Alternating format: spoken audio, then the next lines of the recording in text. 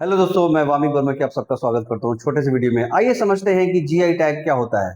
किसी भी competitive exams को अगर आपको देना है तो बहुत सारे टॉपिक्स ऐसे कवर करने पड़ेंगे जिससे आपको पता चलेगा कि कौन से टॉपिक्स किस तरीके के इंफॉर्मेशन को आप तक दिया जाता है। तो जीआई टैग उनमें से एक है। ज्योग्राफिकल इंडिकेशन, इसका मतलब होता है किसी भी खास पर्टिकुलर भौगोलिक स्थिति जो किसी भी शहर का, ये गांव का, ये बस्ती का है, वहां पे कुछ पर्टिकुलर काम होते हैं और वहां से कुछ प्रोडक्ट बनाए जाते हैं जो कि वहीं पे होता है, उसको बोलते हैं ज्योग्राफिकल इंडिकेशन। जैसे कि बिहार में मखाना है, शाही लीची है, जर्दालू आम है या मरचा का चूड़ा है, ये सारे जो है बिहार के जीआई टैग के प्रोडक्ट्स हैं। उसी तरीके से बिहार में एक और भी बहुत इंपॉर्टेंट 52 बूटी साड़ी जिसको जीआई टैग मिला है, ये कहाँ का है, इसका फायदा क्या है और इसके इसके इससे फायदा किसको पहुंचेगा, एग्जाम में क्वेश्चंस कैसे आएंगे, ये हम देखेंगे इस छोटे से वीडियो में। तो आइए देखते हैं कि किस तरीके से ये जीआई टैग 52 बूटी साड़ी को हमारे बिहार को हेल्प करेगा। ये सबसे पहले हम देखेंगे कि 52 बूटी साड़ी जो है ये पारंपरिक बूटियों की अनूठी बनाई नालंदा की असली पहचान है। ये नालंदा डिस्ट्रिक्ट से रिलेटेड है। 52 इसमें बूटी का इस्तेमाल होता है। नेक्स्ट, किस राज्य में है, तो बिहार राज्य में। जिला कौन सा है, नालंदा।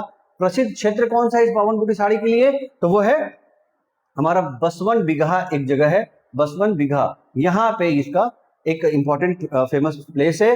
टाइप क्या है, पारंपरिक हस्तकरघा बुनाई है।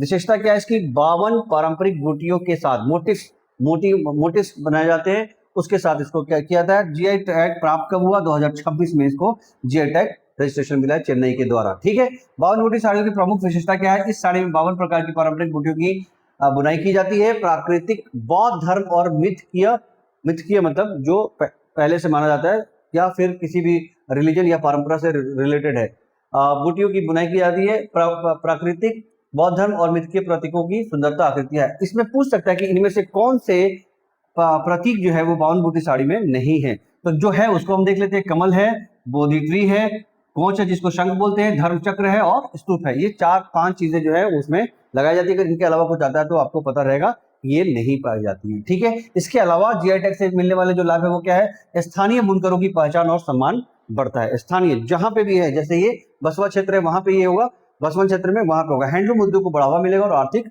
विकास होगा। हैंडलूम जो गांव में जो काम होता है वो बढ़ावा मिलेगा। नकली को रोक लगेगी, असली उत्पाद को सुरक्षा मिलेगी। नकली उत्पाद मतलब इससे रिलेटेड अगर कहीं और भी कोई चीज बनाई जाती है तो उस पर रोक लग जाएगी और इसका फायदा पहुंचाया जाएगा। बिहारी हस्तशिल्प को राष्ट्रीय और अंतर्राष्ट्रीय पहचान मिलेगी। हाँ, मतलब अगर ये कहीं प्रोडक्ट जाता है तो वहां पे ये बताया जाएगा कि इसका पेटेंट किस जगह पे है, तो बिहार को भी इसकी पहचान मिलेगी। इसका ऐतिहासिक फायदा क्या है, नालंदा की प्राचीन संस्कृतियों को और बौद्ध धरोहर की झलक इसमें है, इसलिए बहुत इंपॉर्टेंट है। बौद्ध काल से प्रेरित डिजाइन और प्रतीकों का उपयोग किया गया। स्थानीय बुनकर पीढ़ियों से इस कला को संयोजन किया गया है। और बिहार की किस प्रसिद्ध साड़ी को हाल ही में जीआई टैग प्राप्त हुआ है, तो आंसर होगा 52 बूटी साड़ी।